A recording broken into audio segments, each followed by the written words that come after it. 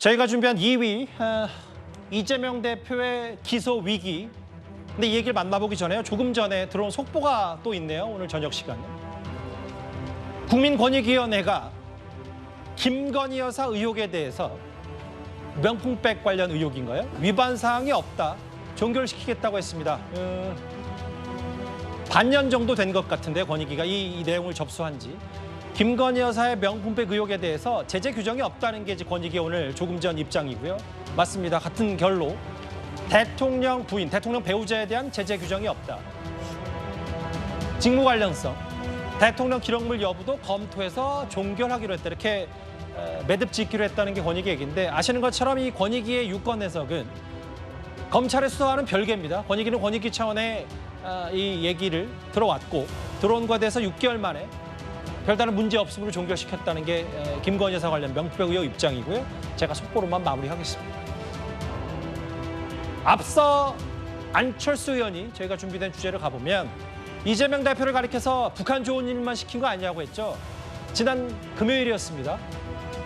이화영 전 부지사 1심 재판부의 판단을 정리하면 쌍방울이 북한에 건넨 돈 일부가 이재명 당시 경기도지사의 방북 비용이라고 판단했습니다. 최종 결재권자인 이재명 대표의 사법 리스크 다시 불이 붙었습니다. 대북 송금 보고 받은 적 없다는 입장 그대로세요?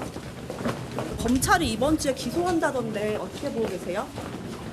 1심 선고 관련해서 입장을 좀 미루시는 이유가 좀 따로 있으신가요? 네, 감사합니다. 네, 마칠게요. 다음번에 진행하겠습니다. 이화영 전 부지사 대북 송금 혐의 인정되는데 여전히 대표님과 상의 없이 진행됐다는 입장이십니까? 검찰의 추가 기소 가능성에 대해서 어떻게 생각하십니까? 향후 특검법 어떻게 추진하실 예정이십니까? 1심에서 9년 6개월 중형을 선고받은 이화영 전 부지사죠. 이재명 대표의 측근 강전혜 변호사님. 네. 추가 기소 방침 이르면 내일 이번 주 안에는 뭔가 검찰도 이거 제3자 뇌물죄로 이재명 대표 기소할 것 같은데요?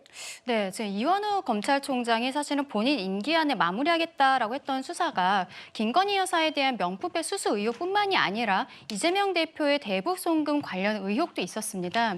그래서 그동안에 검찰에서의 이제 검사장 인사라든지 아니면은 수사팀의 인사라든지 이런 부분에 있어서도 이재명 대표의 수사팀 역시 유임이 되어 있었던 상황이었었는데요. 아마도 검찰에서는 이화영 전 부지사의 선고 결과를 기다리고 있었던 것으로 보입니다. 그런데 우리 시청자분들 다 아시겠지만 지난주 금요일 이화영 전 부지사가 9년 6월이라는 굉장히 큰 중형을 선고를 받았었죠. 예. 벌금이나 추징금 같은 것은 또 별개입니다. 이 9년 6월이라는 것에는 이화영 전 부지사의 개인적인 뇌물이라든지 이런 부분들도 있지만 이것도 과연 개인적이라고 볼 수 있는가? 쌍방울의 법인카드를 쓰고 그리고 지인에게 월급을 주었던 것 이런 것들이 결과적으로는 대북 송금 쌍방울이라는 업체가 지금 북한과의 업무를 하기 위해서 경기도에 있어서 지금 방북 비용을 대납했다는 의혹 아니겠습니까? 예. 이런 데 있어서 그렇다면 이재명 당시 도지사는 전혀 모르고 있었다. 이화영 부지사가 진행을 했었던 일이다라는 입장인데요. 예. 글쎄요. 도지사 밑에 있는 평화부지사가 도지사에게 아무것도 이렇게 보고를 하지 않은 상황에서 제대로 보고가 되지 않은 상황에서 여기까지 진행이 될 수 있었던 것인지 그리고 법원에서는 지금 쌍방울이 북한으로 보낸 돈이 아태 쪽으로 보냈다고 예. 보고는 있습니다만 여기에 대한 돈이 결국에는 이재명 대사의 방북 비용을 대납했다라는 것에 대해서 굉장히 신빙성이 있다라는 의견을 가지고 있는 것이거든요. 예. 그래서 여기에 대해서 이완우 검찰총장이 어차피 본인의 9월 동안의 임기 동안에 기소 여부에 대해서 정리를 하겠다고 했는데 이화영 부지사의 지난 금요일 형이 있었기 때문에 속도감이 붙을 것으로 그렇게 예상이 되고 있습니다. 이제 검찰이 이제 본격적으로 공소장 쓰고 있겠죠. 이제 이재명 대표 추가 기소 이번 주 안에 할 수도 있기 때문에.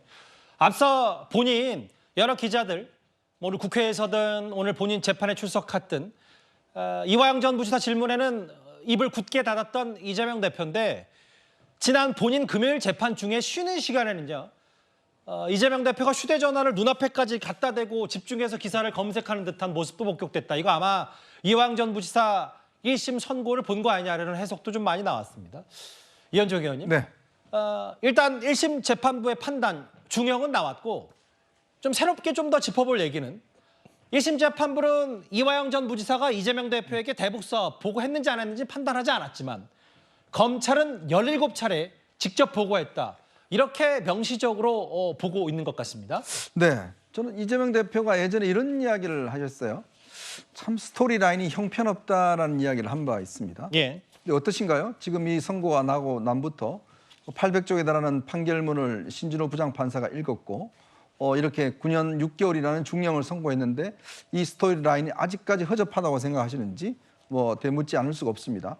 지금 일체 언급을 하고 있지 않습니다. 아마 본인도 꽤 이 내용에 대해서 꽤 충격이었던 것 같습니다. 예. 더군다나 이제 이재명 대표에 대한 기소가 이제 임박해 오면서 결국 이번 재판에서 총괄적으로 보면 즉 이번에 대북 송금 사건은 이재명 대표의 방북을 위한 사례금 성격이었다라는 것들이 이제 아마 결론적으로 내려졌죠. 예. 그러니까 거기에다가 김성태 전 쌍방울 회장의 진술이 상당히 신빙성이 있다라는 이야기를 신진호 부장판사가 내렸습니다. 그러면서 이화영 전 부지사가 이재명 대표에게 보고했는지 여부에 대해서는 이 사건과 본안과 관계없기 때문에 일단 입장을 보류를 했어요.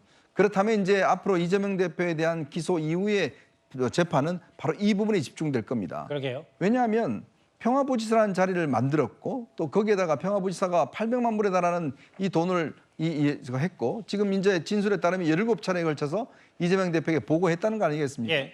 그렇다면 이재명 대표는 나는 몰랐다라고 이야기를 하시는데 그러면 왜 평화부지사를 임명했죠? 그리고 왜 이종혁 당시 아태위원장 해서 그런 큰 행사를 가졌죠?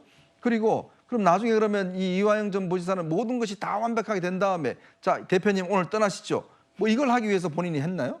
저는 그건 아니라고 보거든요. 그렇다면 이 전 과정들 왜냐 당시에는 정말 이재명 대표에게 좀 절박했던 순간입니다. 당시 문재인 대통령이 안 들고 왔잖아요. 예. 그러니까 본인이 뭔가 해야 될 시점이기 때문에 아마 앞으로 이런 것들이 재판의 중요한 쟁점이 될 것 같습니다. 17차례 직접 보고를 했다.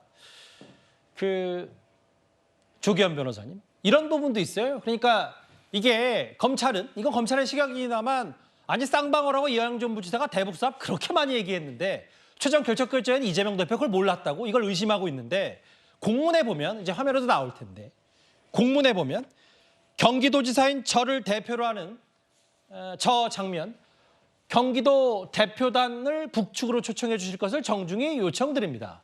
이런 공문도 있는데 어떻게 이재명 대표가 보고를 뭐 17차례든 몇 번이든 안 받았다. 이게 논점이 아니다. 어떻게 받아들이세요? 그러니까 저런 그 문서 등을 정황 증거로 채택을 한 것 같은데요. 예.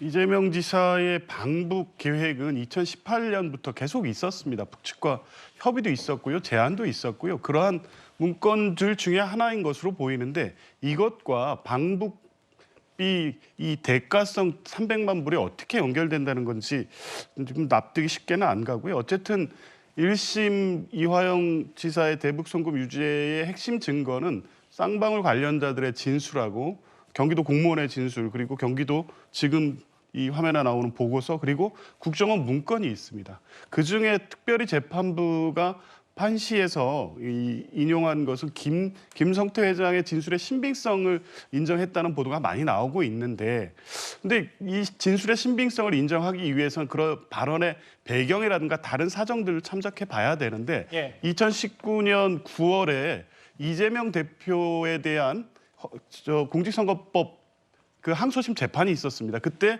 당선 무효형이 선고가 됩니다. 이미 경기도지사의 자격도 박탈당하고 5년간 피선거권이 제한되는 상황이 2019년 9월이었습니다. 이즈음에서 이 쌍방울 김성태 회장이 이재명 대표가 차기 유력한 대통령 후보로 보고 이것을 전제로 대북 사업을 추진하고 방북 대가를 예.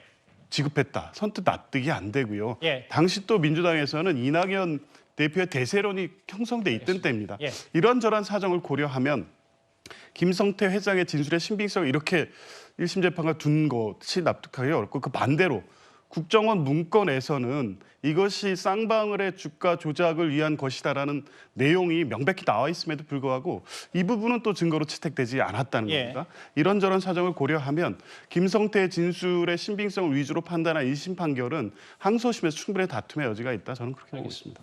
이제 뭐 조기현 변호사를 비롯한 민주당 분들이 이제 주로 상식적인 정황으로 봤을 땐 이게 석연치 않다고 하지만 어쨌든 1심 재판부는 이재명 대표가 이를 모를 리 없다는 거에 완벽히 손을 들어준 셈이 됐기 때문에 만약에 이 대북 송금 혐의 이번에 유죄로 판명된 대북 송금 혐의가 추가가 되면 이번 주에도 이재명 대표 제가 알기로는 재판이 3개 나가야 되는 걸로 알고 있는데 추가가 되면 대표 본연의 일에 집중할 수 없는 정도로 이제 사법 리스크가 재점화된 건 분명한 것 같거든요.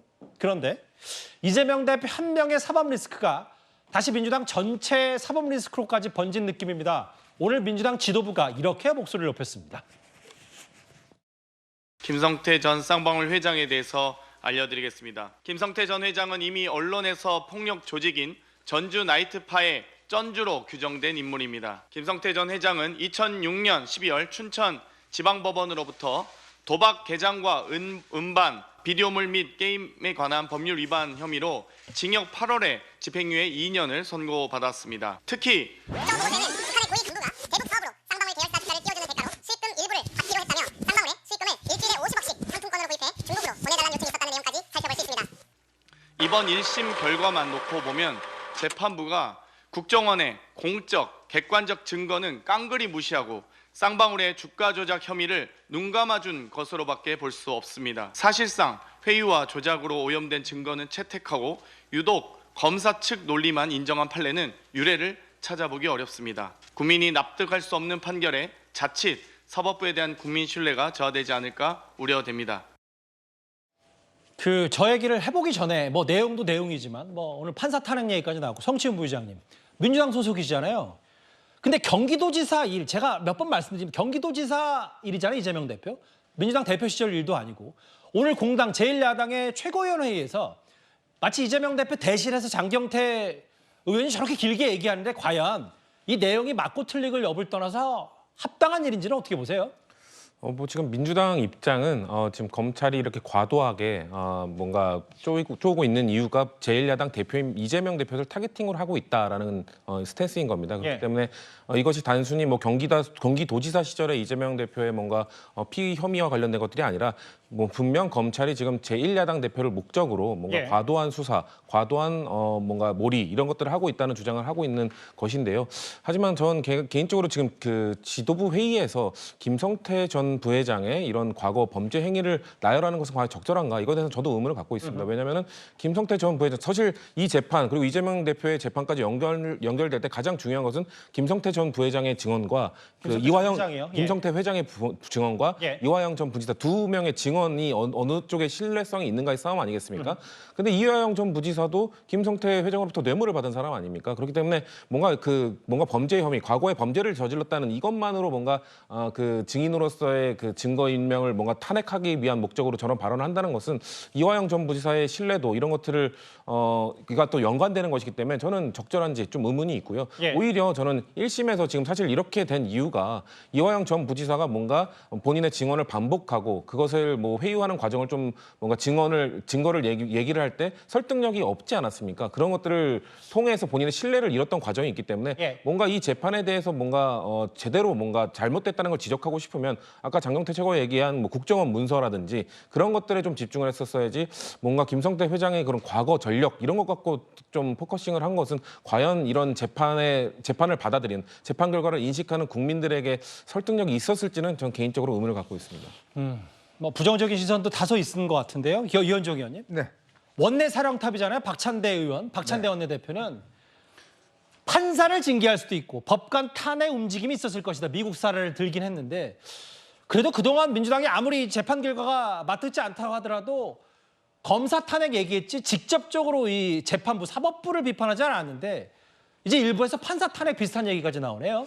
이제 좀 선을 넘어가는 것 같습니다. 김승원 의원이라고 있습니다. 판사 출신인데요. 그분도 옛날에 뭐 GS 지지를 썼던 분인데 그분도 자기 판사 했는데 이런 판사 처음 본다라고 아주 판사를 비판을 했더라고요. 근데 신진우 부장판사가 이거 거의 2년 동안 이 재판에 매달렸습니다. 원래 다른 법원으로 가야 되는데 인사도 하지 않고 계속 이 재판을 오랫동안 맡아왔습니다. 근데 부장판사 되는 분의 어떤 이런 식견을 이런 식으로 지금 제1당이 무시한다는 거 저는 있을 수 없다라는 생각이 드는 것이고요. 그렇다면 본인들 지금 자꾸 이제 뭐 국정원 문건 이야기하는데 이미 검찰의 이야기는 이미 다 재판에서 다 제출이 됐고 다 검토했다는 거 아니겠습니까? 자, 그런데 이제 그거 하나를 핑계로 인해서 모든 다른 증거들을 그럼 배척해야 되나요? 그런 상황은 아닌 거죠. 더군다나 지금 당 차원에서 이제 검사도 모자라서 판사까지 이제 탄핵하겠다라는 것은 정말 민주당이 제1당을 가지고 있는 입법권, 이걸 너무나 지금 남용하고 있는 게 아닌가.